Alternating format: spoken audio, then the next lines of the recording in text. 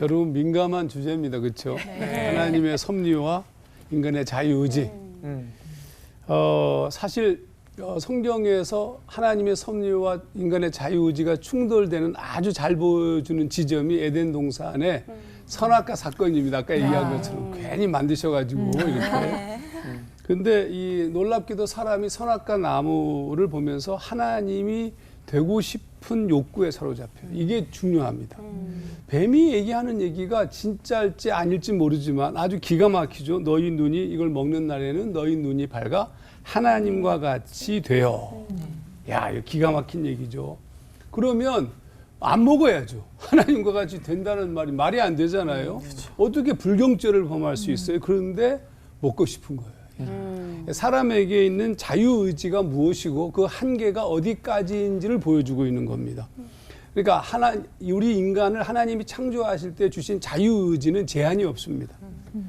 심지어 하나님에게 이루고 싶을 만한 의지를 주셨어요. 그러니까 이게 하나님께서 우리 인간을 기가 막히게 창조하신 거죠. 끝이 없게 창조하셨어요. 이게 하나님의 섭리와 충돌합니다. 하나님이 우리에게 그런 자유의지를 주셨으며 동시에 충돌하는 지점. 근데 좀 더 살펴보게 되면 하나님은 우리에게 엄청난 것으로 우리를 창조하셨어요. 하나님의 형상대로 창조되었다는 말은 그 말 자체가 하나님의 이렇게 표현하죠. 우리의 형상을 따라 우리의 모양대로. 그러니까 하나님에게서 나왔다는 것은 플라톤의 유출설에 의하면 좀 어렵습니다만은 뭐 A from B는 A와 B가 같다는 뜻이에요. 그러니까 우리가 하나님적인 존재로 창조되었다라는 얘기입니다. 시편 82편 6절 말씀 보면 내가 말하기를 너희는 신들이며 다 지존자의 아들들이라 이렇게 얘기했는데 너희는 신들이라 표현할 때 엘로힘, 아탐 이렇게 썼어요. 그냥 번역하면 너희는 엘로힘이다. 무시무시한 표현이에요. 여러분 또 시편 8편 여러분 잘 아시는 5절 말씀 보면 다윗이 고백할 때 그를 하나님보다 조금 못하게 하시고 라고 얘기하는 이 부분이 메 엘로힘, 하나님보다 조금 못하게 해요. 표현 자체가 기가 막혀요. 그러니까 우리를 하나님께서 창조하실 때 제한이 없게 창조하셨어요. 인간이 어느 정도 제한이 없냐면 하나님이 되고 싶다는 거예요. 야, 이거 뭐 놀랍죠, 여러분? 그러면 하나님께서 우리를 시험하시기 위해서 그렇게 만드셨느냐? 아닙니다. 우리를 그렇게 하나님적인 존재로 창조하신 거죠. 근데 인간은 기본적으로 피조물이잖아요. 창조된 존재, 피조된 존재. 제한받는 의존적 존재이지만 동시에 하나님이 되고 싶을 만한 엄청난 자유의지로 채워진 존재. 그러면 선악과는 뭘까? 굳이 뭐 구분하자면 따먹지 말라는 금지 명령은 정확하게 내가 누구인지를 알게 하는 내용이었던 겁니다. 그런데 따먹었어요. 자, 그럼 여기서 물어보겠습니다. 따먹고 난 다음에 하나님과 같이 된다는 그 표현을 쫓아서 보자면 하나님과 같이 되었나요? 인간이? 아니요. 되었어요. 잘 몰라서 그래요. 여러분, 창세기 3장 22절에 보라 이 사람이 하나님이 하시는 말씀이에요. 이 사람이 선악을 아는 일에 이게 선악과 나무를 따먹은 사건 후에 얘기하는 겁니다. 선악을 아는 일에 우리 중 하나같이 되었으니 그가 그 손을 들어 생명나무 실과도 따먹고 영생할까 하노라. 하나님이 이렇게 말씀하셨어요. 하나님과 같이 되어 이것이 뱀의 트릭이지만 실제로 인간은 하나님과 같이 되었다. 그 말은 뭐냐면 하나님 없이 홀로 독립적 존재로 살 수 있게 되었다 이런 뜻이에요. 하나님 없이도 얼마든지 혼자 살 수 있어요. 하나님과 같은 전능한 존재가 되었다는 뜻이 아니라 하나님 없이 하나님과 분리되어 내 마음대로 살 수 있게 되었습니다. 중요하죠. 어머니 없이 아이가 혼자 존재하는 것처럼 인간이 하나님 없이 존재하게 되었다. 또 한 가지, 너희 눈이 밝아 이런 표현이 뱀이 얘기했는데 그들의 눈이 밝아졌나요? 밝아진 것 같아요. 밝아졌어요. 네. 밝아졌어요. 한번 걸리니까. 트릭 나오네. 여러분 왜 밝아졌냐면 그래서 밝아져서 부끄러움을 경험합니다. 하나님과 같이 되어 선악을 분별하게 되었으니까 그래서 인간이 스스로 사는 법을 배우기 시작합니다. 하나님이 되니까 그 다음에 뭐 해요? 신을 만드는 거예요. 그래서 우상을 만든 이유가 뭐냐? 하나님을 만든 거예요. 자신들이 하나님을 만들어요. 그러니까 이 부분에 대해서 어떻게 보자면 하나님과 같이 되었다는 것 자체가 상승, 인간의 상승이라고 보여지지만 사실은 타락이었던 거죠. 상승같이 보이지만 타락인 이유는 인간이 자존적 존재가 아니라 하나님에게서 떨어져 나오면 그거 자체가 죽음이고 사망이기 때문에 그렇습니다. 그러니까 인간이 스스로 자기 힘으로 애쓰며 살아가는 순간 찾아온 것이 뭐냐? 그게 죽음이죠. 그리고 그 죽음이 가까울수록 뭘 경험하냐면 허무함을 느끼는 거예요. 솔로몬이 고백했던 것, 헛되고 헛되며 헛되고 헛되니 모든 것이 헛되도다. 이게 자유의지의 결론이에요. 인간이 하나님과 독립적 존재로서 스스로 살게 되었지만 스스로 사는 것의 결론이 뭐냐? 그거는 헛되고 헛된 허무에 대한 경험입니다. 그러니까 자유의지가 불완전한 인간에게서 나온 것이기 때문에 죄와 악이라는 결론에 이른 겁니다. 이로 인해서 죽게 된 인간, 사라지게 된 인간을 위한 하나님의 계획이 예수의 대속으로 나타나신 겁니다. 우리를 구원하기 위해서. 자, 그러면 하나님이 세우신 선악과를 만들고 인간을 그렇게 창조하신 하나님의 섭리가 뭐냐? 이거 굉장히 중요하죠. 하나님의 섭리는 쉽게 말하자면 우리가 하나님이 되고 싶은 제한 없는 욕망을 갖게 한 것에서 알 수 있듯이 우리가 하나님적인 존재에 이르기를 원하신 것이 하나님의 섭리입니다. 이거 큰 그림에서 이거 굉장히 중요합니다. 그래서 바로 자유의지와 하나님의 섭리가 서로 만나는 지점입니다. 에베소서 4장 13절 말씀에 이렇게 썼습니다. 우리가 다 하나님의 아들을 믿는 것과 아는 일에 하나가 되어 온전한 사람을 이루어 그리스도의 장성한 분량에 충만한 데까지 이르리니 이렇게 썼는데 이 그리스도의 장성한 분량이라는 것이 영어 성경에서는 fullness of Christ, 이게 헬라에서는 플레로마라는 단어를 써요. 이게 무슨 얘기냐면 그리스도의 완전한 지역까지 우리가 이른다는 거예요. 하나님이 인간을 창조하신 목적이 뭐냐면 우리가 하나님적인 존재로 그리스도의 장성한 분량, 그리스도의 완전성에 이르도록 우리가 추구할 수 있도록 그분이 우리를 창조하셨어요. 그러니까 우리가 이 땅 위에서 놀라운 삶을 살 수 있는 겁니다. 그러니까 자유의지라는 것이 하나님 없이 자유의지로 이 땅 위에서 마음대로 살 수 있어요. 하지만 하나님 안에서 자유의지, 하나님의 통치를 받는 자, 성령의 통치를 받는 자로서의 자유의지는 우리의 존재가 하나님적인 것들을 만들어내는 거예요. 그래서 여러분 이 초기 이 중세부터 시작해서 지금까지 역사를 바라보게 되면 수없이 많은 음악과 작품과 이 엄청난 것들이 하나님의 아름다움이 드러나잖아요, 여러분. 네. 잘 아시잖아요. 네. 베토벤의 합창 9번 들을 때는 그냥 하나님이 우리에게 말씀하시는 것처럼 음악을 표현해요. 우리 인간이 거기까지 이룰 수 있어요. 자유의지, 저는 자유의지가 있습니다. 하나님 안에서. 제 꿈이 뭐냐면 놀라운 존재, 하나님이 계획하신 그 끝자락까지 이루고 싶은 열망이 있습니다. 여러분 멋있게 사셔야 돼요. 그러니까 크리스찬은 그렇게 멋있는 존재로 사는 거예요. 그 은총이 함께 있기를 주의 이름으로 축원합니다. 아멘. 기도하겠습니다. 하나님 아버지, 우리가 어떤 존재로 하나님이 창조하시는지 우리가 말씀을 통해서 배웁니다. 우리는 그리스도의 장성한 분량에 이를 만큼 놀라운 존재로 하나님이 창조하셨습니다. 그런데 하나님 없이 내가 하나님이 되고 싶은 잘못된 욕망에 사로잡혀 있는 인간의 죄악에 대한 것도 보았습니다. 우리에게 주신 자유의지가 훼손될 필요가 없이 그리스도 안에서 성령의 통치를 받는 자유의지가 되게 하시고 놀라운 하나님의 사람들로 살 수 있도록 우리를 또한 인도하여 주시옵소서. 아멘. 예수님 이름으로 기도하옵나이다. 아멘. 아멘. 아멘.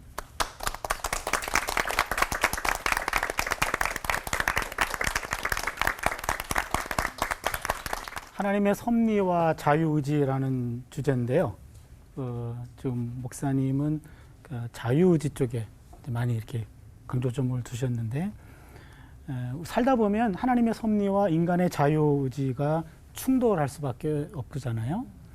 그럼 하나님은 왜 인간에게 자유의지를 주셨는가? 하나님은 인간을 하나님의 형상을 따라 창조했죠. 우리가 다 알고 있는 내용인데요. 그러니까 형상을 따라 창조했다라는 말, 이 말은 하나님이 자유롭게 오셔서 말을 걸 수 있는 존재로 만든 겁니다. 하나님과의 대화에 자유롭게 반응하는 존재예요. 하나님이 말 걸어오면은 당연히 말 걸어야 되는 게 아니라 자유의지가 있기 때문에 오늘은 안 만나고 싶어요. 그럼 내가 다음날 올게. 이렇게 자유의지를 가진 존재로 만들었죠. 그래서 하나님의 형상대로 창조했다라는 말은 인간은 하나님과 관계를 맺고 있는 존재로 만들어진 겁니다. 인간이 하나님과의 관계를 맺으면 하나님과 영적 교제가 가능한 거죠. 그래서 인간은 하나님과의 대화의 파트너로 창조가 되었습니다. 조금 더 심하게 얘기하면 우리와의 대화에 굶주려 하셔요.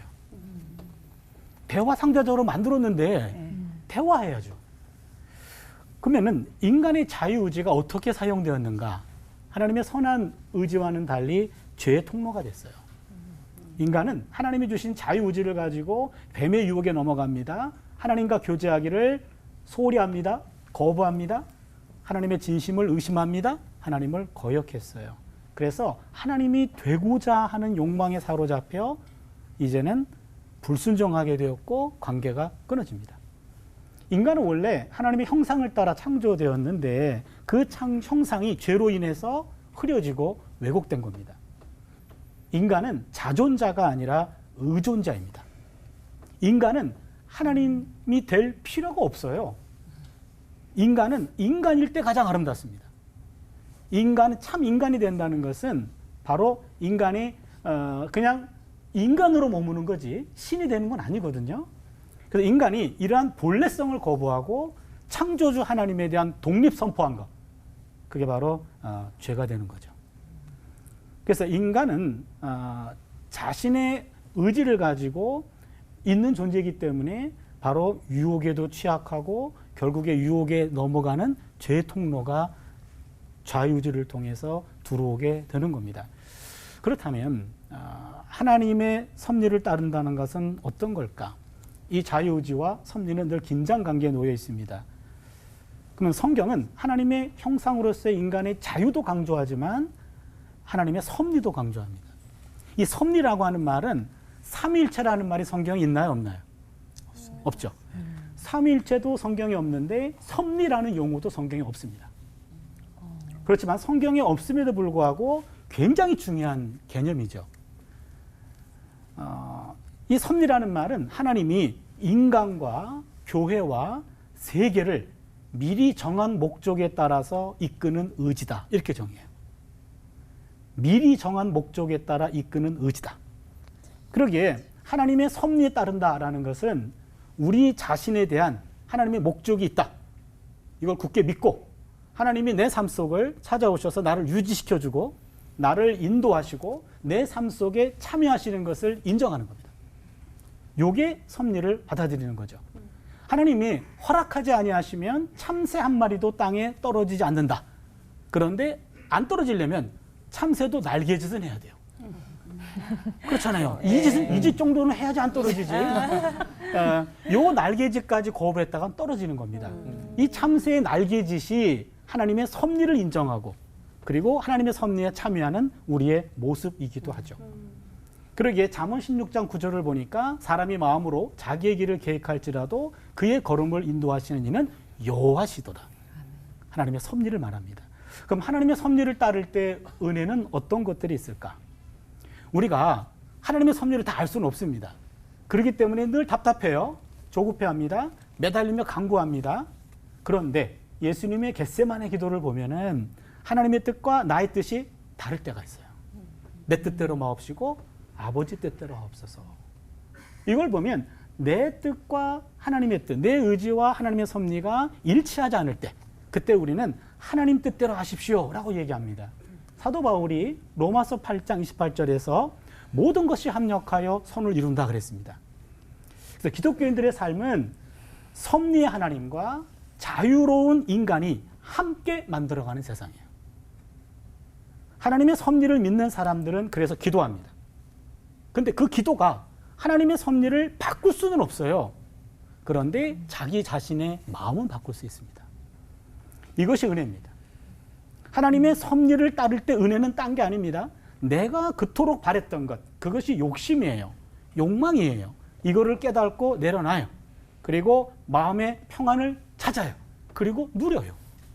내 뜻대로 안 됐는데 하나님의 뜻대로 된 거야 라고 받아들이고 오히려 그 안에서 평안함을 누린단 말이죠. 이게 섭리가 주는 은혜입니다. 라이놀드 이버라는 유명한 신학자의 기도가 우리 기도가 됐으면 좋겠어요. 이렇게 기도합니다. 하나님, 제가 변화시킬 수 없는 일은 받아들일 수 있는 평온을 주시고 제가 할 수 있는 일은 변화시킬 수 있는 용기를 주십시오. 그리고 이 둘의 차이를 알 수 있는 지혜를 주십시오. 바로 이겁니다. 내 뜻대로 되지 않을 때 오히려 그것이 하나님의 섭리가 시작되는 것은 아닌가. 그럼 모든 것이 합력하여 선을 이룬다 그랬기 때문에 거기서 너무 조급해하거나 억울해하지 말고 툭 내려놓고 하나님의 섭리에 참여하는 것. 이것이 바로 하나님의 은혜가 아닐까요? 그래서 우리는 오늘도 참새의 날개짓을 멈추지는 않아야 됩니다. 네. 기도합니다. 하나님, 하나님의 섭리가 있기에 저의 연약하고 죄 많은 자유의지도 하나님에 의해서 조정되고 인도되고 멈추게 되는 줄로 믿습니다. 나에 대한 섭리가 때로는 불투명하기 때문에 우리는 늘 조급하고 고민하고 기도하지만 그럼에도 불구하고 모든 것이 합력하여 선을 이루는 하나님의 섭리를 믿기에 그 안에서 마음의 평온함을 얻게 됩니다. 이러한 은혜가 우리의 남은 삶에 가득하게 하여 주시옵소서. 아멘. 예수님의 이름으로 기도드립니다. 아멘. 아멘. 감사합니다.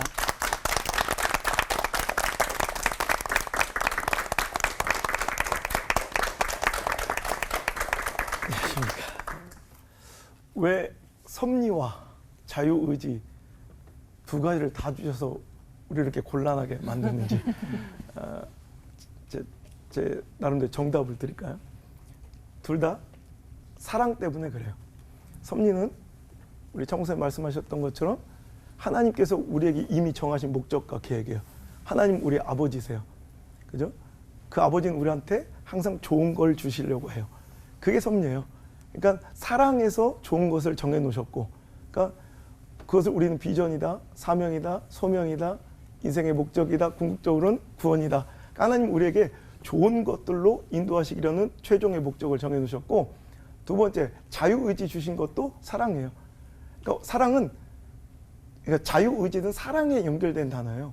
그러니까 만약에 하나님께서 우리 위에 다른 여타 잡신이나 다른 종교들처럼 그를 추종하는 자들을 군림하고 복종시키고 뭐 소유하고, 그러니까 자봉사님 말씀하신 것처럼 소유하기를 원한다면 자유의지가 필요 없어요. 그런데 자유의지를 주셔서 끊임없이 기다리시는 거예요. 내가 스스로 선택하여 마음을 열고 나에게 오도록, 그 뜻에 순응하도록 우리를 사랑하심에 자유의지를 주셨다는 거예요. 그래서 오늘 저는 그래요. 하나님의 우리를 향하신 목적과 계획은 늘 선하시고 그 끝은 반드시 승리이며 좋은 것이다 라는 믿음, 확신을 가지고 우리가 살아가며 우리는 하루속히 그 자유의지를 가지고 하나님의 섭리와 일치되는 삶을 살 때 그것이 내 수준을 뛰어넘는, 내가 상상할 수도 꿈꿀 수도 없는 가장 멋지고 위대한 인생을 살아가게 되는 가장 멋진 지름길인 줄 믿습니다. 그래서 오늘 제 말씀의 주제는요, 생각대로 되지 않는 건 참 멋진 일이다. 어떤 때는 내 뜻이 꺾여질 때 그때가 하나님의 뜻이 그 섭리가 이루어지는 시작점이라고 말씀하셨는데 맞는 것 같아요. 우리는 내 뜻대로 되고 내 뜻대로 되지 않는 건 참 불쾌하고 불행한 일이라 생각하지만 실은 내 허접한 수준의 생각이 깨어지고 박살나야 하나님의 그 고차원적인 생각과 수준의 계획들이 이루어지더라고요. 그러니까 저는요, 아버지가 감리교단 목사님이세요. 그러니까 저는 아버지가 목사님인 게 너무너무 싫었어요. 왜냐하면 손바닥만한 시골 마을에 목회하시는 아버지 밑에서 난 선택의 권리도 없이 어찌 보면 나도 황당한 피해자예요. 태어나 보니까 나도 알았어요. 목사들이 내가 결단하고 태어난 것도 아니고, 목사님들이야 자기가 선택한 길이니까 힘들어도 어떻게 하겠어요. 그 길 가야지. 사모님도 속아서 시집 온 건 아니잖아요. 뭐 장사한 줄 알았더니 목사네 이러지도 않잖아요. 그러니까 자기가 선택한 길 가야죠. 근데 목사님 자녀들은 그렇지 않더라고요. 거기다가 시골 마을이니까 숨겨줄 수가 없어서 그냥 짓누르는 부담감 속에 살아가는 게 싫어서 저는 공부를 되게 잘했어요. 그래서 그냥 어떤 분야든 내가 무조건 성공할 수 있는데 그 분야의 최고가 될 거라는 자신감이 있었어요. 그러니까 저는 그냥 꿈에도 소원이 장래 희망을 쓰라 그러면 초등학교 6학년 때부터 똑같았어요. 장래 희망은 행복한 가정. 우리 아빠 엄마처럼 못 살겠다. 그러니까 우리 아빠 엄마가 막 사랑을 안 하고 싸웠다는 얘기가 아니라 너무 바쁘신 거예요. 옛날 목사님들은 그러니까 오만 걸 다 해주. 시골 목사님 더 그랬어요. 뭐 속 아파도 나가야 되고 뭐 돼지가 새끼를 쳐도 나가야 되고 장례식도 나가야 돼. 장례식 옛날 염부터 시신 수습부터 몇 자리 고르는 것부터 아니 얼마나 바쁘신 또 우리 아버지 또 아버지 없는 집엔 아버지 역할, 자식 없는 집엔 자식 역할을 하시느라고 정작 저에게는 아버지가 없는 삶. 그러니까 난 평범한 걸 행복이라고 생각했던 것 같아요. 그래서 하루 빨리 이 목회자 생활을 탈출하는 게 꿈에도 소원이라 엄마 아빠 원하는 거 신학 안 하고요. 전 정치외교학을 공부하고 이제 저는 제 나름대로 열심히 그러니까 선생님들은 하도 제가 이제 저 옛날에 특출나게 공부를 좀 잘했어요. 지금은 안 그런데 제가 고등학교 3학년 2학기 때부터 부모님의 돈을 안 받거든요. 장학금으로 이제 제 학비를 조달하기 위해서 저는 국립대학을 갔고요. 또 모든 용돈, 제 모든 필요한 걸 제 아르바이트를 통해서 다 했고, 근데 영국 런던까지 유학을 갔어요. 근데 거기서 이제 제 계획과 예상이 다 깨어지고 갑자기 유학 중에 배가 아파서 실려 나온 거예요. 그래서 어머니가 배에 고름이 꽉 차고 완전히 장기들은 다 훼손된 상태에서 제 키가 179인데 몸무게가 38kg 밑으로 떨어지고 해골만 넘어서 사형 선고까지 받아서 더 이상은 소망이 하나님께서 저를 살려주셔서 제가 하나님께 기도하기를 하나님 살려만 주시면 내가 주의 종되어 주의를 하겠다고. 기적 같은 은혜를 1년 만에 밥 한 톨도 못 먹고 물 한 모금도 못 마셨던 제가 링걸 꽂아서 생명만 연장하던 뼈다귀만 남았던 해골 같은 제가 제 발로 병원을 걸어서 나오는 기적 같은 일이 벌어졌고요. 그러니까 그때는요 신학교 들어가는 건 문제도 아닌데 불구덩이라도 들어가고 목사 되는 건 일도 아니에요. 난 순교도 하려고 그랬어요. 근데 이 기쁨과 은혜와 감사가 영원히 첫날만 날 가는 게 아니라 이 은혜에도 유통기한이 있더라고요. 내가 정신 차리니까 내가 목사 될 뻔한 거예요. 깜빡 신학교 정문 앞에 와 있더라고. 하마터면 들어갈 뻔했어요. 야 이러다 우리 엄마 아빠 꼬라지로 또 평생 살 뻔했다는 생각 아찔해서 이번에 또 일본으로 유학을 또 떠나요. 정말 저 배웅망덕한 삶. 나 요나 씨 보면 성경 속에서 그렇게 애착이 가고 남 같지가 않아서 나 목회하면서 한 번도 그걸 나쁘게 설계해 본 적이 없어요. 나 천국 가도 그분부터 찾아뵈려고 그러는데 하여튼 일본에서 또 들어가서 난 열심히 신앙생활 하면서 또 거기서 하나님께서 저를 만나 주셨어요. 이 배웅망덕한 놈 정말 버리지 않고 만나 주셔서 그때야 비로소 저는 맨날 교회에서 살았는데 이제 나의 하나님이 생겨요. 나의 예수님, 나의 성령님. 그러니까 모든 것이 달라지고요. 진짜 내 마음과 몸도 막 얼굴도 완전히 사람들이 다 인정할 정도로 막 달라지고 딴 사람 같다고. 막 그러니까 그 정도로 변화가 되는데 다만 목사만 안 시키시면 딱 좋겠더라고. 그때 국내 굴지의 대기업 두 곳에서 스카우트 제의를 받고 제가 나도 모르게 너무 달콤한 제에 사인을 해버린 그 순간 그날 밤부터 배가 다시 아파지기 시작하고 거짓말처럼 다시 병원에 실려갔는데 또 뱃속에 고름이 또 차들어가기 시작하고 또 이후에 수술을 받는데 진짜 여기서 내 생명을 걷어가시겠다는 두려움이 드는데 그때 저는 하나님께 다시 한번 기도하죠. 하나님 살려만 주시면 진짜 너무너무 창피하지만 이번에 진짜 내 목숨 속는 셈 치시고 한 번만 더 살려달라고 하나님께서 그 기도를 응답해 주셔서 저는 두 번째 인생을 보너스로 살면서 이렇게 여러분 앞에 하나님의 살아계심을 간증하게 되었는데 그 생각대로 된 게 아무것도 없더라고요. 내 삶에 정말 생각대로 된 게 아무것도 없어서 너무너무 내 자신이 웃기다가 갑자기 그것이 눈물로 변하면서 그럼 과연 내 생각대로 내 꿈대로 내 계획대로 다 되었으면 난 어떻게 살고 있었을까.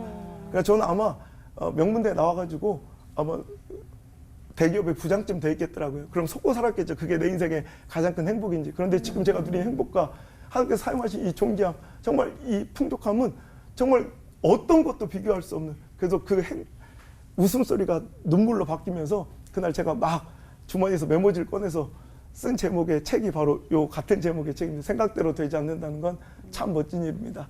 여러분 삶 속에 생각대로 되지 않았던 많은 일들 있으셨죠? 네. 축하드립니다. 네. 생각대로 네. 되지 않는다는 건 참 멋진 일이에요. 왜냐하면 생각지도 못했던 일들이 이제 벌어집니다. 네. 여러분 뜻대로 되지 않는다는 건 참 멋진 일이에요. 뜻밖의 하나님의 역사가 거기서 시작됩니다. 여러분 예상대로 되지 않는다는 건 참 멋진 일이에요. 내가 허접한 인간적인 이 계산질로는 상상도 꿈도 꿀 수 없는 하나님의 한 수, 하나님의 신의 한 수가 여러분에게 개입되는 귀한 순간인 줄 믿으시길 바랍니다. 아멘. 기도하겠습니다. 하나님 요셉처럼 채석이 찢어지고 구덩이에 빠쳐지며 억울하게 감옥에 갇히는 아버지 절망적인 순간에도 하나님의 섭리는 하나님의 뜻과 목적은 이어지고 계셨음을 믿습니다. 그에게 가장 좋은 것으로 가장 선한 것으로 인도하시는 하나님의 섭리가 우리 가운데도 지금도 진행 중인 줄 믿습니다. 주님을 신뢰하며 확신하며 내 뜻대로 생각대로 되지 않는 삶 속에서도 절망하지 않고 사망의 음침한 골짜기에서도 나를 이끄신 여호와의 그 섭리를 목자 되신 하나님의 섭리를 인정하고 그 최종의 결말 목적지는 분명히 푸른 초장이며 쉴만한 평강의 물가임을 기억하고 오늘도 끊임없이 전진하며 주님께 기도하고 주님께 인내함으로 나가는 멋진 크리스찬 될 수 있도록 인도해 주옵소서. 아멘. 나의 사랑 참 좋으신 예수님의 이름으로 감사하며 기도 올렵나이다. 아멘. 아멘.